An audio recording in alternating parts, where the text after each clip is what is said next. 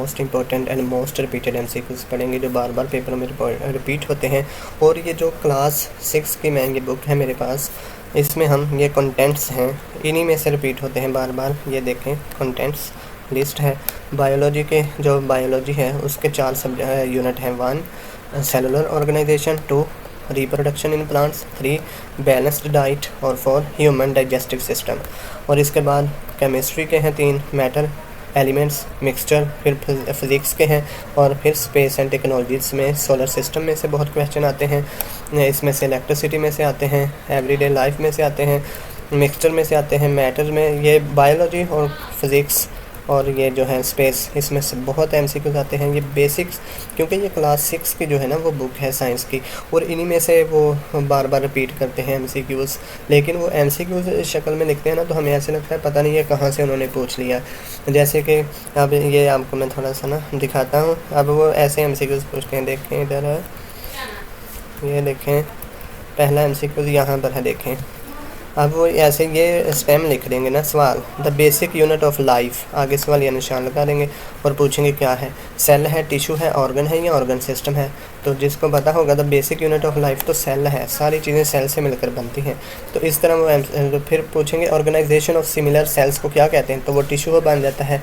Grouping of tissue को क्या कहते हैं, ऑर्गन। और जब organ system, coordination of different organ जब मिल जाते हैं फिर वो ऑर्गन सिस्टम बन जाता है। और जब सारे ऑर्गन्स मिल जाते हैं, एसोसिएट हो जाते हैं, तो फिर वो ऑर्गेनिज्म बन जाता है।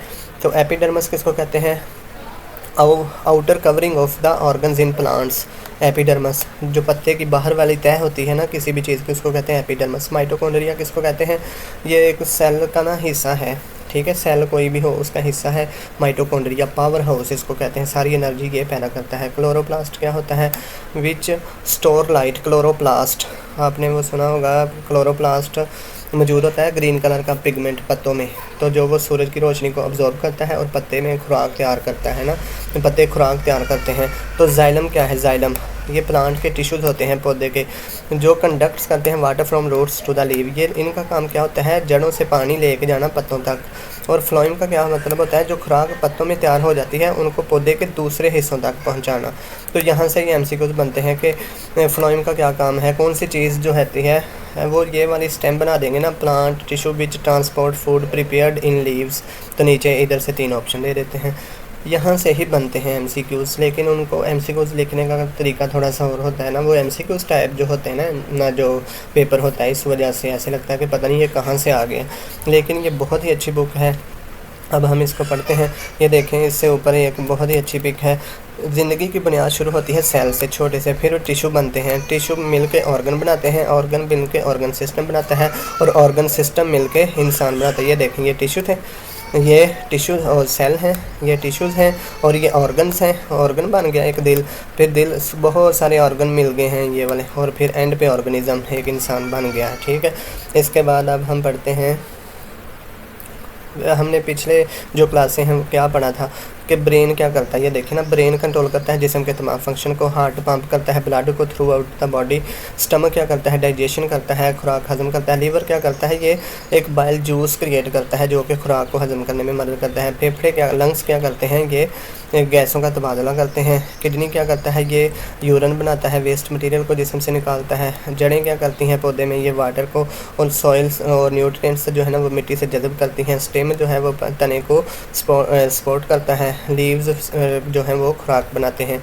तो ये पौधे के हिस्से लिखे हुए हैं, ये ऑर्गन है पौधे के, लीव, स्टेम, रूट, फ्रूट ये इंसान के हैं, ये ब्रेन सारे फंक्शन कंट्रोल करता है, सांस हिस्से लेते हैं, खुराक हजम स्टोमक करता है, किडनी जो है वो यूरिन बनाता है, ब्लैडर में यूरिन स्टोर होता है, इंटेस्टाइन में खुराक हजम होती है, पेंक्रियास जो होते हैं ये भी कोई जूस वगैरह जो है ना वो निकालते हैं जिससे खुराक हजम होती है, ये लीवर है खून पैदा करता है और ये खून को पंप करता है। अब हम इसके बारे में थोड़ा सा और पढ़ते हैं, आगे देखना।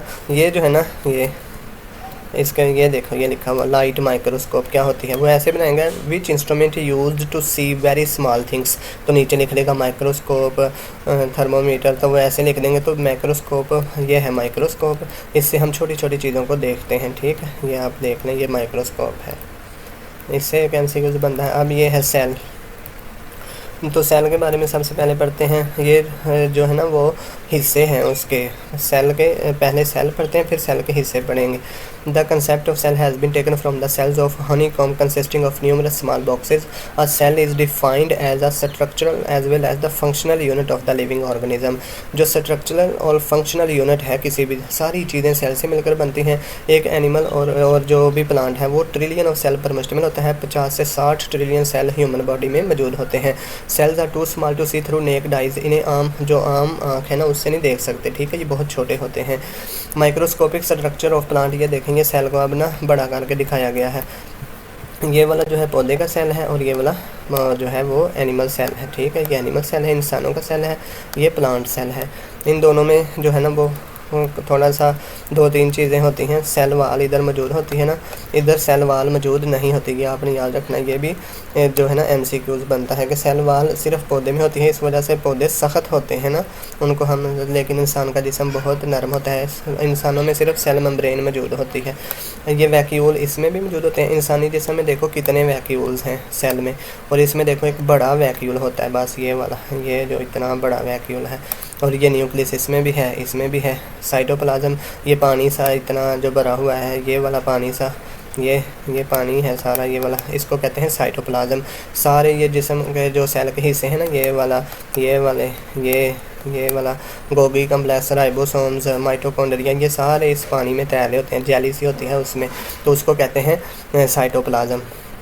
ये माइटोकॉन्ड्रिया है, ये पावर हाउस है, सारी एनर्जी ये माइटोकॉन्ड्रिया क्रिएट करते हैं। ये क्लोरोप्लास्ट होता है, ये सिर्फ इसमें मौजूद होता है एनिमल सेल में, क्योंकि वो अपनी खुराक खुद तैयार करते हैं। ये गोल्गी कम्प्लेक्स हैं, ये सेल वाल है, ये राइबोसोम्स होते हैं, एंडोप्लाज्मिक रेटिकुलम है, इसका काम होता है कि जो खुराक तैयार होगी है ना उसको एक हिस्से से दूसरे हिस्से तक पहुंचाना। इनके बारे में तफसील के साथ पढ़ेंगे अभी, बस आपने याद रखना है कि ये सेल के हिस्से हैं, ठीक है। सबसे पहले हम सेल वाल पढ़ेंगे, ये वाली जो होती है ना, ये सेल वाल, इसके बारे में पढ़ेंगे। इनको 1 बाय 1 पढ़ेंगे, इनमें से MCQs बनते हैं। सेल वाल जो होती है ना वो सिर्फ किन में मौजूद होती है, सेल वाल, सेल मेम्ब्रेन सिर्फ प्लांट में होती है, पौधों में, इसी वजह से वो सख्त होते हैं, ठीक है। तो ये किससे बनी होती है आपने ये याद रखना है, सेलुलोज से। तो ये शेप को सेल मेंटेन करती है, इसकी शेप बना के रखती है ना कि इस तरह का पौधा होगा, शेप उसकी बनाती है, ठीक है। इसके बाद हम पढ़ेंगे सेल मेम्ब्रेन। सेल मेम्ब्रेन जो होती है ना वो दोनों में मौजूद होती है, पौधों में भी और उसमें इन एनिमल्स में भी, तो इसको प्लाज्मा मेम्ब्रेन भी कहते हैं, ठीक है।